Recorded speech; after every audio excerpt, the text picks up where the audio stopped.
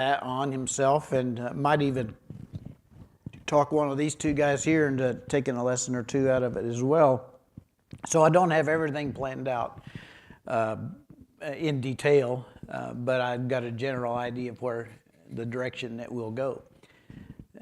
So since we're going to be talking about prayer, let's start off with prayer. Anybody got a prayer request? I'll just go ahead and tell you that Dad's doing really pretty good. He's taken it a lot better than the last time that he had to be in a rehab facility. I don't know, I think maybe last time they acted like that he didn't have any choice, and this time they wanted to talk him into it and basically said that, he's not in jail there. He can go anytime he decides. It's just that if he does leave early and he has to go back in 30 days, insurance won't pay for it. But he's got a walker now, and he can come and go in his room as he pleases. And he seems pretty chipper to me for him being in a facility. Mm-hmm. No, he's at Springdale Health and Rehab. That's right. I have a prayer request for a man named Bill. He's early 60s, and starting tomorrow on Thursdays, he's agreed to meet with me once a week. He's actually going to have dinner with us. Then I'm not sure where it's all going to go. He needs God, and he's interested in meeting with me once a week to learn about the Bible and about God. He's had a lot of rough things in his life. Probably have a lot of questions. Is this James's neighbor? No. Oh, okay. This guy's our painter. Oh, okay. Painter, yeah. So, anyway, just that the Lord would anoint all that and bring Bill to himself. Give me wisdom on what to do. I suggested that we just go through the book of John. And I said that will bring up a lot of questions. I know he has a lot of questions. How to understand the Bible and that sort of thing. So we'll see. All right, anything else? Yeah.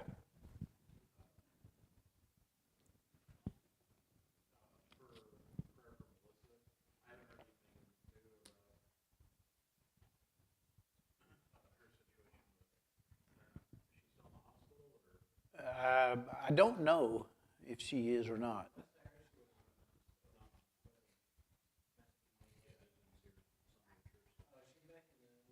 Talking about Melissa.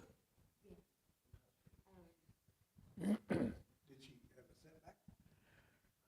She usually does, but it's kind of hard to keep up with because, yeah. It's a downtime now. Marla goes to see the regular doctor tomorrow, and I'm hoping that he'll go ahead and refer her to somebody else. So. Pray for Kaiser if you could. All his life he's always wanted to be a policeman. He took last Saturday, the entrance exam at Salem Springs Department, passed that, and passed the physical agility testing. Next Wednesday, he'll be meeting with the police board in Salem. And if you pass that, then you go on to psychiatric evaluation. Then after that, they can offer you a job. So I thought Rick has also hooked him up with his friend that's the police chief in Little Frog. Oh, yeah. He's got an application in up there too. He's talking about all his life. He's finally doing it. I thought I knew him pretty well, but I didn't know that about him. He has quite the gun collection. I did know about that. Well, you know, Kaiser's You need a bigger safe, sorry. disposition and everything, he probably would make a pretty good policeman. probably would. I mean, he sees a lot of things in black and white. But the great thing is he's got a relationship with the Lord that's there to be part of his police work too, so. We need good policemen. Yep. And Sydney is backing it full hill. So she kind of told him, it's time for you to work on that dream. And, so then he, talked to his dad about it. All right. Rick has been a great mentor for him through this too. Rick Bet. Moore, are we talking Yeah. Yeah, he's been a police chief in a couple of different departments.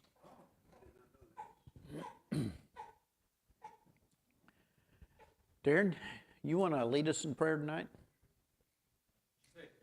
I did, DJ? There you go. I was confused. I don't know why I said Darren. I always say DJ, but tonight I just said that for some reason. We're being formal. Just a recap before I do. Bill, Kaiser, and anyone else? Marla? Dear Heavenly Father, Lord, we come before you once again tonight. We just thank you for allowing us to gather together, Lord. Thank you for giving us the freedom to do so without having fear of being persecuted, of facing prison or being gunned down. We thank you for that, Lord, that we still have that freedom. And I just pray that you be with Jeff tonight as he leads this message, and just bless him with your wisdom and strength and guidance. And I pray for Marla as she goes to the doctor tomorrow, and I pray that you can bring healing, you can bring her strength for her back pain. You can just, she can get answers and be on the road to healing. I pray for Bill, and I pray as he's meeting with Dave that Dave can plant a seed in Bill, and that Bill will want to start seeking you and be curious about you, and can see the hope that you can bring him. And I pray for Kaiser. I pray that you can bless him with this opportunity to become a police officer. I pray that you can make that possible, and just bless him in that opportunity. And I just ask these things in your name. Amen. All right. As I said, we've been kind of talking about this for a few weeks now. We're going to start on the subject of prayer, and I hope that this ends up going a while and that we can go into some real serious detail on it before we're all said and done. There are numerous prayer methods out there. I'm sure that some of you have heard of some of them, and some of them are really good. There's the ACTS method, the ACTS, what's that term for a word like that? I can't think of it right now. Acronym, thank you. So adoration, confession, thanksgiving, supplication, and there's some other ones out there, and a lot of those are based on the model prayer, which is Matthew 6, 9 through 13, otherwise known as the Lord's Prayer, and we will take some time to study that pretty deeply before we're all said and done. But tonight, what I want to do is I just want to lay something like a little bit of a foundation. When we think about simple prayers, we think about, asking for our needs, asking for our loved ones, confessing sins, that kind of thing. But there's something that I would say not necessarily is a simpler thing than those. I mean, those are all pretty simple prayers, but there's something that I would say is foundational to the whole idea of prayer, and that's what I want to look at tonight. It is said that someone once asked Duke Ellington for a definition of rhythm, and he said, If you got it, you don't need no definition. If you don't got it, no amount of explaining will do. And prayer is a little bit like that. Not that it can't be explained or anything like that, but there's an undercurrent in our spiritual lives that will make our prayer lives come alive, or will make it to where we're just seems like we're always trying to trudge uphill, and never really being able to feel like that we have gotten anywhere. So it's a spiritual malady. It is curable. But we can't cure it ourselves. We have to have the help of the great physician to cure that particular thing. And it's very important that we address the actual problem and not just the symptom. We'll talk about that here before we're done.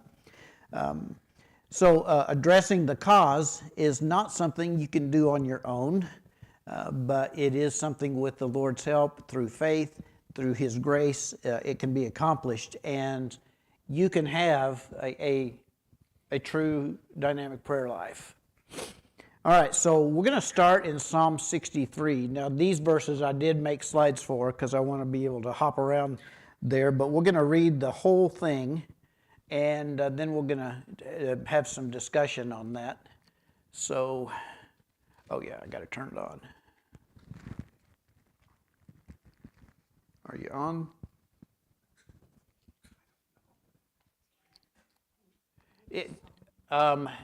Yeah, is that on the, did we start the initiate with PowerPoint thing on there on the, it was working a while ago, let me put it that way. Barb, what did you ask? Where we were? We're in Psalm 63. All right, so I'm going to just read through this whole thing. A Psalm of David when he was in the wilderness of Judah. When was that? Well, it was probably when he was on the run from his son Absalom. We know that there was a couple of times that he was in the wilderness. One of them was when King Saul was trying to kill him. But in this psalm, we learn in verse 10 or 11 that he was already the king, and so that probably means that it was when that he had to leave Jerusalem and go into the Judean hills because of the attempt to take his life and to take his throne away from him, and that just made it so much harder because it was his own son that was behind that. But that's probably where we're at. God, you are my God. I shall be watching for you. My soul thirsts for you. My flesh yearns for you in a dry and exhausted land where there is no water.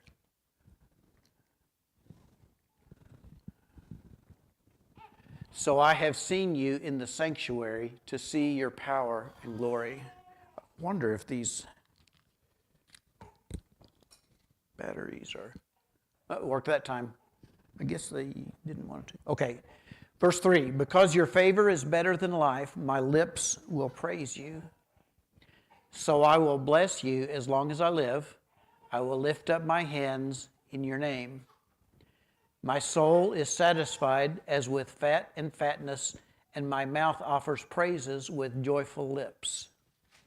When I remember you on my bed, I meditate on you in the night watches. For you have been my help, and in the shadow of your wings I sing for joy.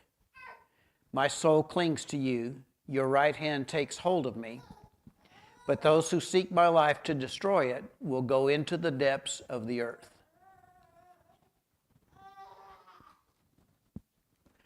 They will be turned over to the power of the sword. They will be a prey for foxes. But the king will rejoice in God. Everyone who swears by him will boast, for the mouths of those who speak lies will be stopped. Okay, Psalm 63. What did you get? Just what's your first impression of Psalm 63?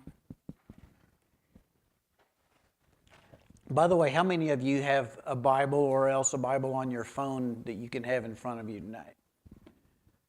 1, 2, 3, 4, 5, 6. Okay, good, good.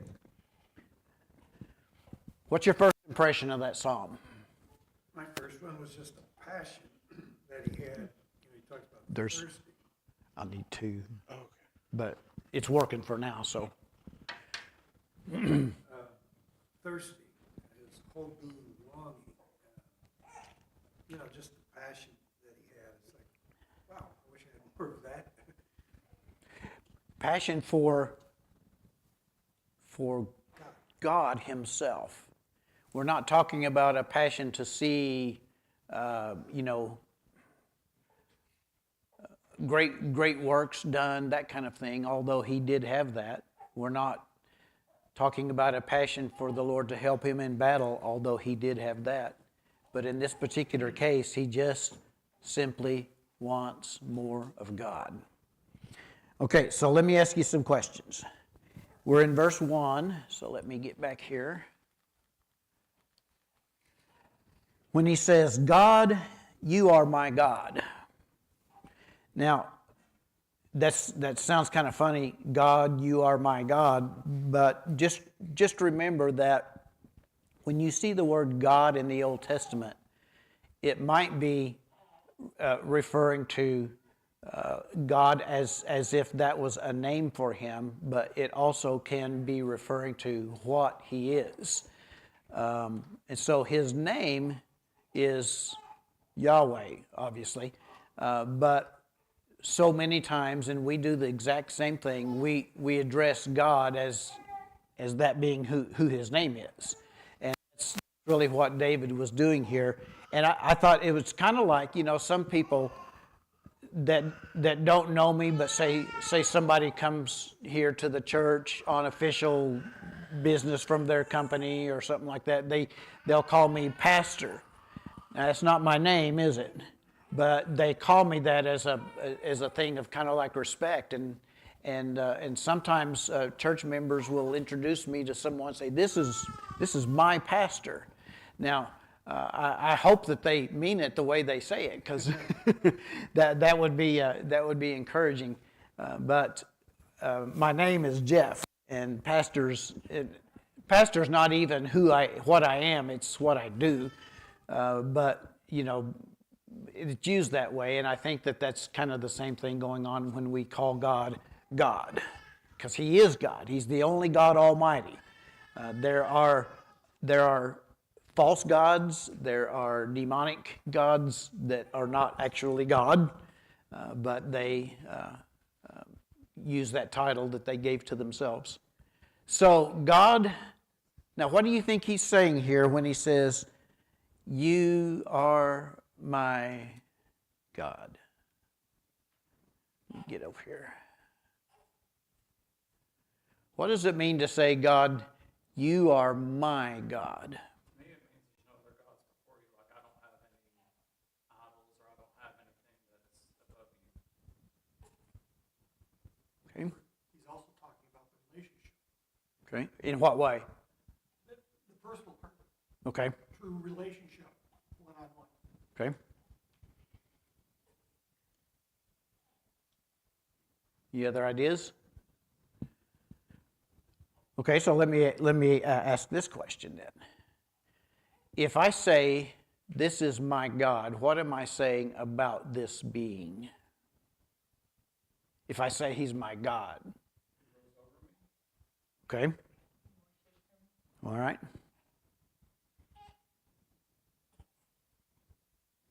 Any other thoughts?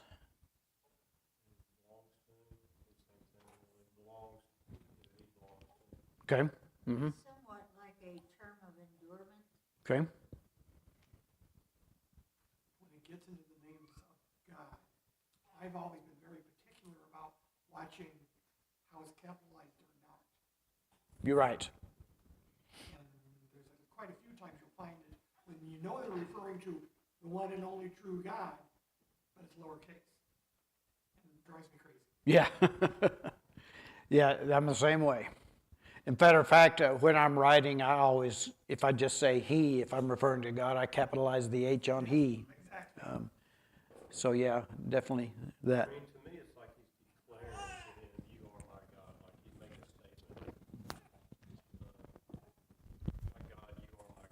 Mm-hmm. It's a great song too. It does. It does. So in that case, basically we're saying something to him. We are, I like your word, declaring something about who God is to us, and we're doing it to God. Because it's the one thing to talk about God to somebody else. It's another thing to speak these kind of things to God. Okay? I actually came up with a few things that I thought would be appropriate for that question. If I say this is my God, what am I saying about this being? I thought, well, number one, he's creator. And somebody said he owns us. He actually owns us in two ways. He created us, and because he created us, then he has every right to do whatever he wants with us, right? Just like if I were to build a coffee table or something, I could put that in the living room, I could put it back in the back bedroom, I could tear it apart and do something else with it if I wanted to. So he's our creator, but also he is our redeemer. And that is, he purchased us by the price of the blood of Jesus Christ, so he bought us out of slavery. So he owns us on two different levels. He owns us because he created us, and he owns us because of his redemption price. I also thought of total dependence. Have you ever thought about what it means to be totally dependent on God?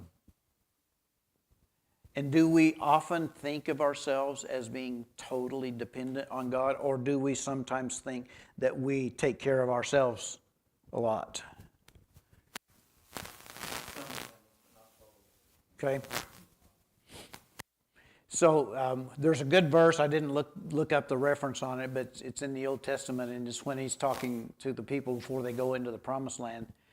And he says, it is your God who gives you the power to gain wealth.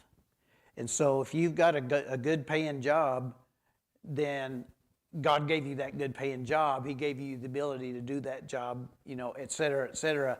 So it's not like, oh, God, I don't need your help now. I got this good paying job. Sorry, that's not it. We are totally dependent on God for everything. We're even dependent on him for every breath we take. Every heartbeat comes from him.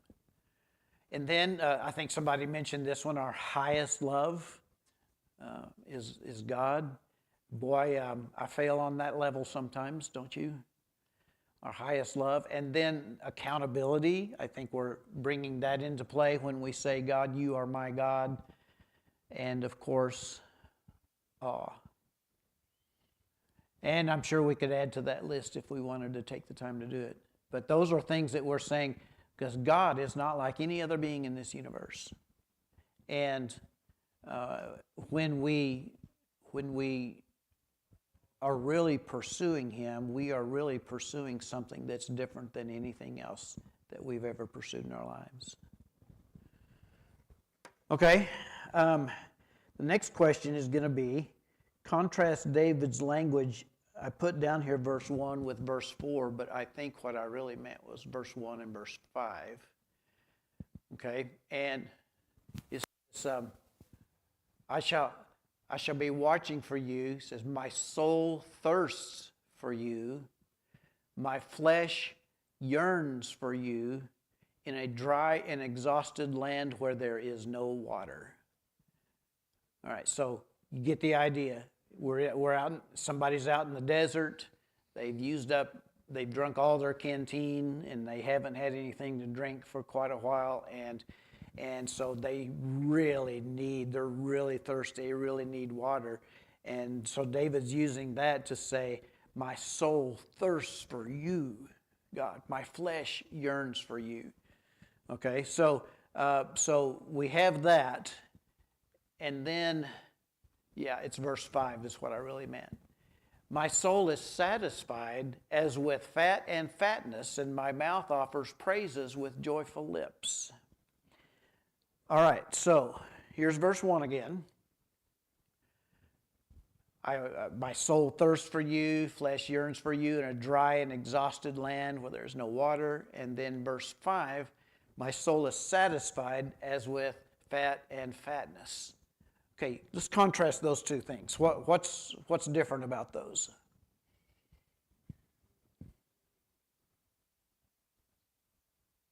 The first verse, he's extremely thirsty and suffering without and desiring it. In this verse, he has it, he's enjoying it. Right. That's the difference.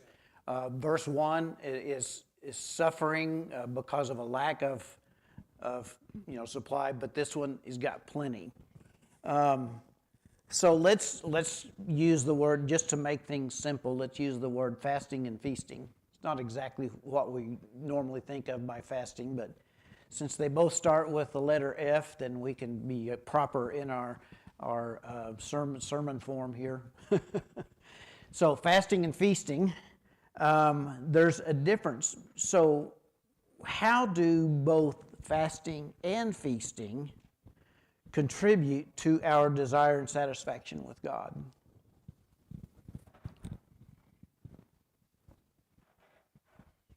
we're fasting, we can have better focus on God. Okay. Why is that, you think? We're devoting all our attention towards God instead of trying to listen to our body's desire, nourish our bodies. We're instead choosing to just focus solely on God, letting Him take priority over anything else. Okay. So I was told about from somebody who was there it was some kind of it was a seminary. I don't remember which one, but anyway, the current, sometimes among students at seminaries and Bible colleges, things become, shall we say, controversial that don't deserve to be controversial. Rebecca's laughing. She knows exactly what I mean. And in this particular case, it had to do with what is the proper position of prayer. Like on your knees, with your hands raised, and this was actually a hot topic, a controversial thing that was going around. And they had a guest speaker one day, and somebody told him about that kind of thing was going on, and he said, well, I tell you this, the position that was probably some of the most intense and effective prayer for me once was when I caught my foot in a rope and I was hanging upside down in a well. So something about intense need that we know we cannot deliver ourselves from has a way to drive us to God, right? It does. Whether that be financial, physical needs, you just, you say something's bad in the family or whatever, kind of thing what got going. But intense need will drive us to that. What does having plenty usually do to us in our relationship with God? Take it for granted. I think that's right. I think that's part of, I think that we all do that. I don't think it's just anybody. I think that we all do that. But what should it do? It should make us. Yeah, go ahead. It should make us, this whole chapter is a positive. Mm-hmm. And you don't hear that much Right. So, Paul once said that I have learned how to be content when I've got plenty, and I've learned how to be content when I've got hardly anything. And so why is it that when we're in a time of plenty, why doesn't that cause us to remember God and to acknowledge that He has blessed us in these ways, and that we can, that we are, shall we say, dining on His goodness? I think the main reason is we just don't think about it. But I can remember times years ago when, Rebecca will tell you that there were a lot of really rough times financially when she was growing up. And I can remember times that maybe we had less than $5 in our bank account. And we sat down to supper, and somehow we were like eating like kings. You know, we had, maybe it was somebody brought a bunch of vegetables, you know, or and it would just look over this table and like, we don't even have $5 in our bank account, but look at this table full of stuff, you know. And so that is, I think, thankfulness then really comes into play with that quite a bit. Okay, we're going to go to verse 2, and I'm going to ask you what David had in his past experience that helped him to look to God and God alone. And here it is right here. So I have seen you in the sanctuary to see your power and glory.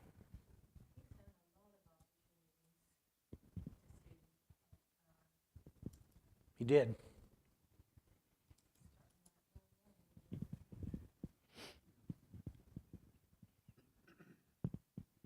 Other thoughts? Now, the sanctuary here was not the temple because the temple was not yet built. But they did have the tabernacle, and there are numerous places when David went into the tabernacle and became aware of God's presence. And you know, a few weeks ago on Sunday morning, we talked about the glory and how it was present with them in the Old Testament days in Israel.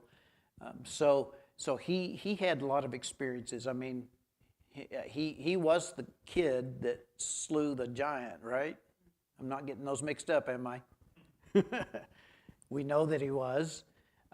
He is the one who was a trained warrior, yet he was constantly asking for God's protection in battle.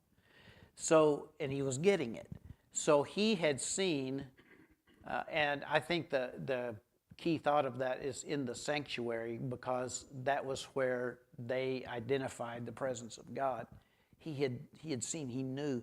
I believe that he also learned that when he was just a young feller out there tending sheep out in the field, that he had seen him in the sanctuary of nature, shall we say. And so he had all of that past experience, and that really, I think, helped him to look to God and God alone. In Israel's history, there are times when Israel's kings made really foolish alliances with ungodly nations, but that's not really something that happened with David. He was able to look to God and God alone. Okay, in verse 4, let's get there. He says, wait a minute, that doesn't look right.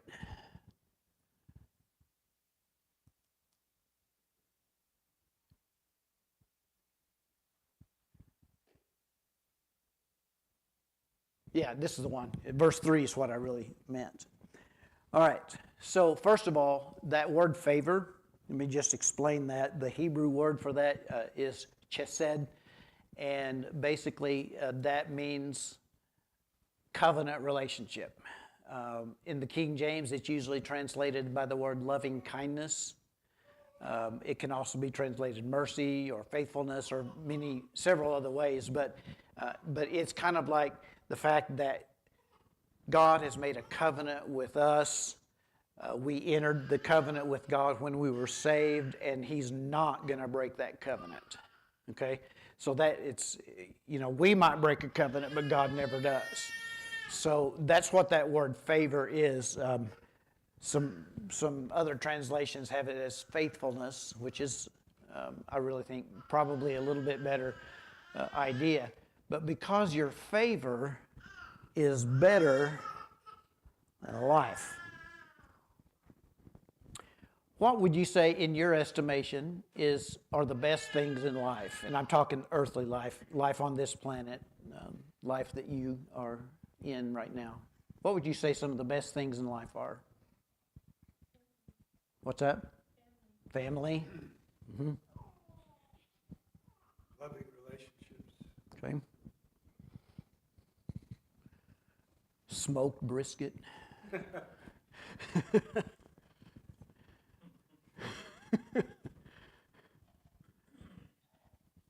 Anything else? I noticed nobody's saying $1 million. I just pray for tomorrow. Okay? That's what we're supposed to do. Okay? So but you've named all the things that I expected you to. Having your needs met, being able to pay your bills, your family, your husband, wife, children, parents, etc. Those are the things that are really. But what would you say? How valuable if put up next to God's faithfulness? He says, your favor or your faithfulness is better than life. Your faithfulness is better than life. And some of us have had instances in our life that causes me to have a little bit different perspective because of all the times that we had to go back. Mm-hmm. We had to go for it. And then you go back. And the whole time you're saying, quit. And you know you can't. Yep. And that's where Melissa is right now, isn't it? And her and I, we got, Got a lot to talk about. Okay, not the last question, but the last one in this section. And then we're going to go to verse 8 for, I think, where it says, what does it mean for one's soul to cling to God? My soul clings to you. What does that mean?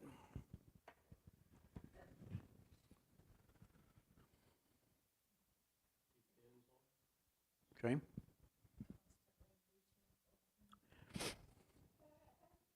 I would sense some desperation, like, you're hanging by a thread, and the only place to go is to God. You're just clinging to God, because if He doesn't come through, you're going to crash and burn. so how would you define soul? In this particular case, I would say my The Holy Spirit? heart. Yeah. And heart wouldn't really be the right word to translate that, but I think that's the idea that's coming through. My soul, it's not my body, because my actual hands, they can't grab God. But my heart can lay hold, my desire can lay hold, my hope and my confidence can lay hold. Is that where the Holy Spirit comes in? Absolutely, He does come in. So was it yesterday? It was either yesterday or the day before. Ian was at our house, and he was hungry, and he has not really adjusted very much to bottles. And so I was carrying him around for a little while. He kind of got calmed down. And I just had this twitch in my back. I've got to set him down for just a second. So went over to the little swing and started to set him down. And what I didn't know is he had hold of my shirt right here. And he was not going to let go of that. He was like, for all his strength, he was pulling back up there. And I'm like, well, that's kind of what that means, clinging to. I don't want to be put down right now. And so that's, I think, a good illustration of that. My soul clings to you. There have been many times that I have just gone to bed and I knew I wasn't going to be sleeping for quite a while, if ever, and just tried to imagine that as a visualization, so to speak. And then there's a lot of things tied up with that word that I don't like, but I'm going to go ahead and use it. And that is, just that I'm holding on to you, God. I am not letting go. I am clinging to you. And I also imagine that His right hand takes a hold of me. Okay? So, and that's not something that's physical so much as it is something that takes place in your heart, your mind, and that refusal to put your hope in anything else but God. I think that's what clinging to Him means. You know, thoughts? Okay, these verses, they sum up the heart cry of a person who is consumed with the desire and passion for God. We've said that. Now, this doesn't mean that the person is perfect, because we all know that David was far from a perfect man, right? David was, he made a lot of really big mistakes, but the pursuit of God was the rule of his life. It's only when he forgot about pursuing God that he made those mistakes, and he always bounced back. And yes, he did do some terrible things, but he rebounded. And so, in short, when we really want more of God in our lives, this statement right here is what I've been leading to all night. When we really want more of God in our lives, we will pray. If that desire for God is not keen, your prayer life will always be an uphill battle. This is the thing that I said at the very beginning was something that I think underlines all of the practical things that we could talk about as far as prayer is concerned. When I say a desire for God, I need to distinguish the desire for God's face and the desire for God's hand. What do you think is the difference between those two? The desire for God's face or the desire for God's hand?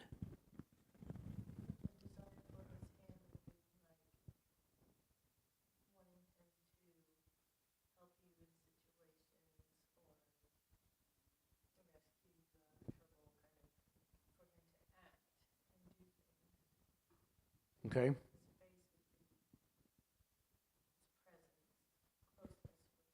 Mm-hmm.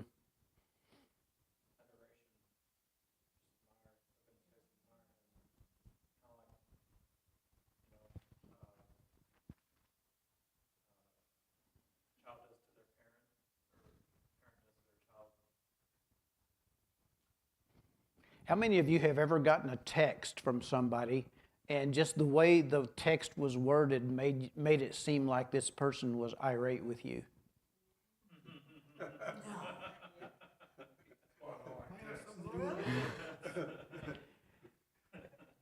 And then later when you're with that person, maybe you say something about it, and there was nothing like that at all. It's like, what are you talking about? The reason is because when you're texting back and forth, you can't see the face.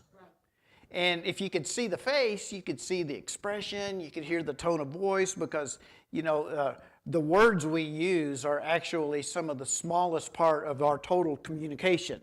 Our tone of voice is the biggest part of it. Our facial expression is the next biggest thing. And then the actual words we use is really smaller. And so being able to see your face when you're telling me these things, boy, now that changes things altogether, all right? Now, it might very well be that your face is going to tell me that you're very irate with me, as well as your words are telling me that you're irate with me. But that's, I think, what we're really looking for when we say, I want to see God's face. I want to see what He's feeling. I want to understand what's in His heart, how He sees this situation. So seeking His face and seeking His hand really are two different things. And I really wonder if sometimes when all of our prayers are seeking His hand, if we're really valuing the gifts more than we're valuing the giver.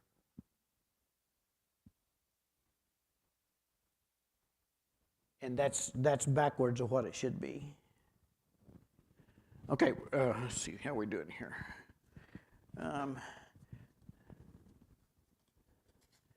Let me just hit this for a little bit, and then I've got a bunch of other verses, but we might put those off till next time.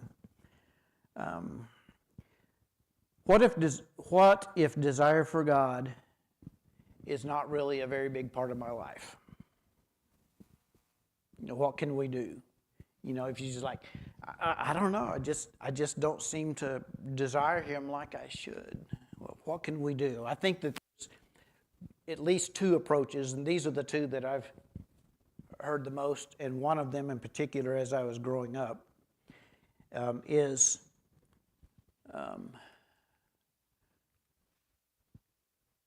let's see, we already did all that, didn't we?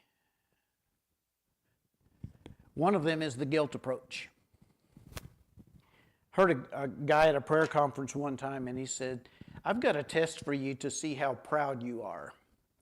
And then he said, how much do you pray? And boy, that really hit me like a ton of bricks. And he was absolutely right in what he said, but the way it came across to me was guilt.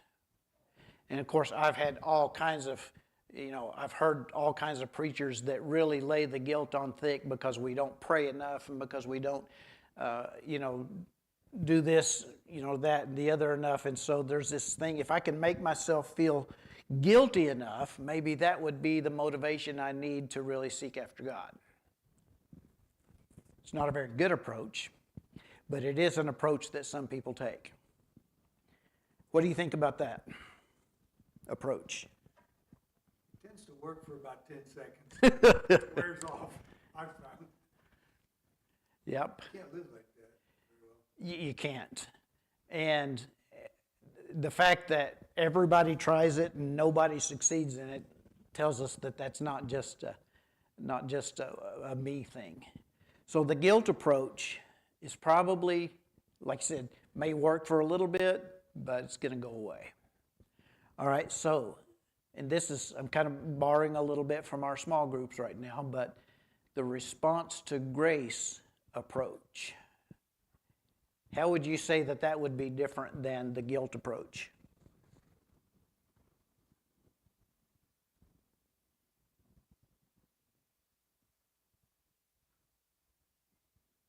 Okay, let's do this.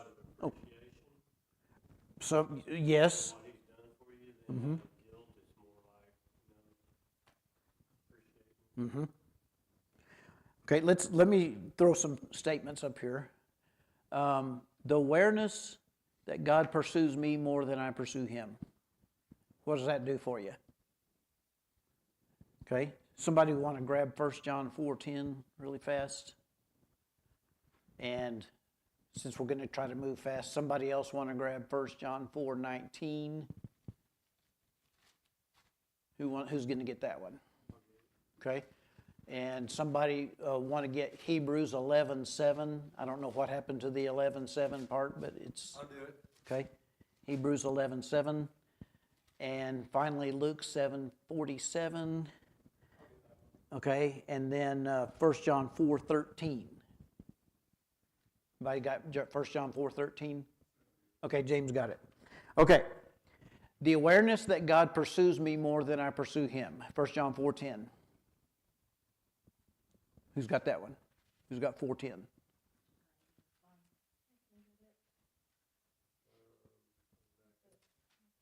got it. Jesus answered, well, mine's got a different, if you knew the gift of God and who is saying to you, give me a drink, you would ask Him and He would give you living water. That's a great verse, but that's regular John and not 1 John. This will be the really close to the end of the New Testament. There's Gospel of John, and then there's 3 letters of John. 1 John, 2 John, 3 John, and they're almost to the end. Uh-huh. Okay. And this is love, not that we loved God, but that He loved us and sent His Son to be the propitiation for our sins. Okay. Don't feel bad about that because everybody makes that mistake. Okay. So God, read it again. I was thinking about something else. And this is love, not that we loved God, but that He loved us and sent His Son to be the propitiation for our sins. All right. So there you go. God pursued me before I ever thought about pursuing Him. He loved me first. He sent Jesus Christ to die for my sins while I was His enemy. Man, that's something. Does that affect your attitude toward God? I think it should. Okay, so we love because he first loved us. 1 John 4:19. Who's got that one? Wait a minute. Well, yeah. I think I got it right here. We love because he first loved us. That's it. We love because we didn't love him first. And I like to think of that in terms of that my love for him will never surpass my understanding of his love for me. And that requires faith. Okay? We believe that he loves us and wants us. Hebrews 11:7. By faith, Noah, when warned about things not yet. Wait a second. I'm sorry. 11:6. 11:6. Yeah. And without faith, it is impossible to please God, because anyone who comes to him must believe that he exists, and that he rewards those who earnestly seek him. Right. We've been talking about that with the kids for about a month now, so We didn't choose him, he chose me. yeah, He chose me. right. I had nothing to do with it. I didn't find Jesus, Jesus found me. Jesus found me. Yeah. Amen. All right, here's another one. We have been forgiven much. This is Luke 7:47. Is that one? I got that one. Okay. Therefore I tell you, her many sins have been forgiven, as her great love has shown. But whoever has been forgiven little loves little. Okay, so he's talking to Simon, a Pharisee, who's upset because Jesus didn't kick that dirty woman out of the house. She's forgiven much, so she loves much. Simon, he thought he was only forgiven just a little, and he really didn't love much. So the more I understand God's forgiveness and what he's really done for me, the more I'm going to love him, the more I'm going to want to seek his face.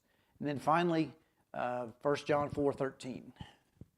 By this we know that we abide in him and he in us, because he has given us his Spirit. Okay, so we have been given the Spirit. And you know, think about some of the ways that the word Spirit is used. A spirit of joyfulness, a spirit of willingness, a lively spirit.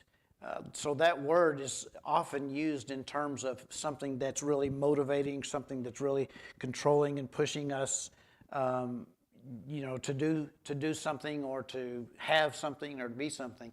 If we say we've been given God's Spirit, and this is going to sound kind of funny, it sounds funny to me too, but I'm going to go ahead and say it anyway, that which motivates God to do what he does has been put into us as well. That's amazing to me. So there are all kinds of things that will help us to want to pray, to want to seek God, to want to see his face. And so the more we understand and believe those things and act accordingly, I believe that it will be a natural outgrowth of that our prayer lives are going to adjust along with it.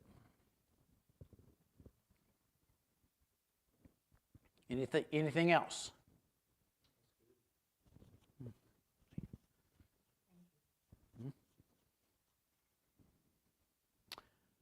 All right, that's all I have. So I'll close us out in prayer here, and we'll look forward to some more stuff coming up. Lord, I just thank you that you have done in our lives what you've done. Lord, I just want to say these words back to you. You are my God. I shall be watching for you. God, my soul thirsts for you. My flesh yearns for you. In a dry and exhausted land where there's no water. I have seen you in the sanctuary to see your power and glory, and it has changed me. Because your faithfulness is better than life, my lips will praise you. So I will bless you as long as I live. I will lift up my hands in your name. God, we love you. Our souls are satisfied with fat and fatness, and our mouth offers praises with joyful lips. Lord, help us to remember when we remember you on our bed, losing sleep over whatever, and just to meditate on your goodness in the night watches. For you have been our help. In the shadow of your wings, that's my favorite place to be. I sing for joy. Lord, I just pray that you would help us to truly take these things to heart and to believe them with all of our hearts. And I pray, Lord, that the result of this would be an ever-increasing desire to see your face, to know you, to be close to you, to have you in our lives, and to be used by you in whatever way you want to use us. I pray that in Jesus' name. Amen.